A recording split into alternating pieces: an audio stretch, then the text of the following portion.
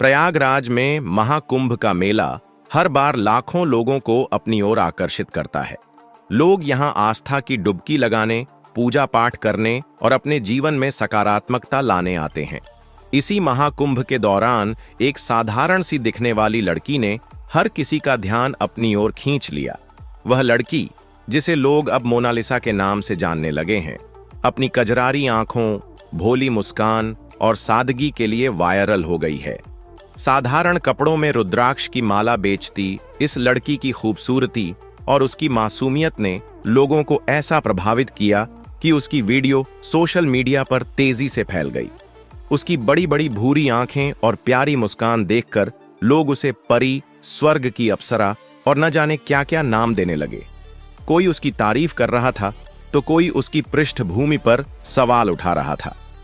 Mona Lisa के viral होने के बाद लोग उससे माला खरीदने के बजाय उसकी वीडियो और फोटो बनाने में लग गए। कुछ ही दिनों में यह स्थिति इतनी बढ़ गई कि उसका काम पूरी तरह से प्रभावित हो गया। पत्रकार और यूट्यूबर उसका पीछा करने लगे। भीड़ उसे सेलिब्रिटी की तरह घेरने लगी।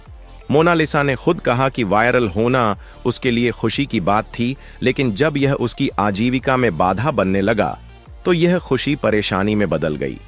यह मामला तब और बड़ा हो गया जब लोगों ने उसके बारे में कई सवाल उठाने शुरू कर दिए। कोई उसे साधारण लड़की मानने को तैयार नहीं था। कुछ लोगों का कहना था कि वह कोई अधिकारी है जो भेष बदलकर मेले में आई है। कुछ का मानना था कि वह किसी मिशन पर है।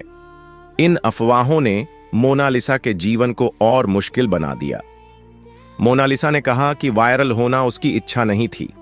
वह तो महज अपनी माला बेचकर अपने परिवार का पेट पाल रही थी। उसने अपनी तकलीफ साझा करते हुए बताया कि लोग उसे देखकर उसकी माला खरीदने के बजाय उसका वीडियो बनाते हैं। इससे उसकी बिक्री पर बुरा असर पड़ा है। महाकुंभ जैसे पवित्र स्थल पर इस तरह की घटना से संत और साधु भी नाराज हो गए। उनका कहना है कि इस मेले का उद्देश्य आस्था और पूजा है, लेकिन लोग किसी लड़की को लेकर इतना उत्सुक हो गए हैं कि उन्होंने इस मेले के असली मकसद को ही भूलना शुरू कर दिया। मोनालिसा की कहानी ने यह दिखाया कि सादगी और प्राकृतिक सुंदरता आज भी लोगों को आकर्षित कर सकती है।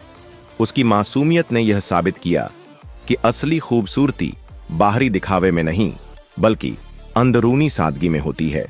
हालांकि इस घटना ने यह भी दिखाया कि सोशल मीडिया का प्रभाव किस तरह किसी की जिंदगी को प्रभावित कर सकता है।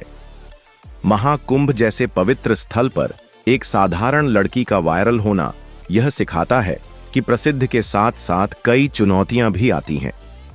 मोनालिसा की यह कहानी हमें सोचने पर मजबूर करती है कि क्या सोशल मीडिया का अत्यधिक हस्तक्षेप सही है? यह सवाल उठता है कि क्या इस तरह किसी की निजी जिंदगी को भंग करना उचित है? वीडियो का अंत इस सवाल के साथ होता है, क्या मोनालिसा अपनी सादगी और मेहनत के बल पर अपनी जिंदगी को फिर से सामान्य बना पाएगी? क्या लोग उसे एक साधारण लड़की की तरह जीने देंगे, या यह प्रसिद्धि हमेशा उसकी परेशानियों का कारण बनी रहेगी?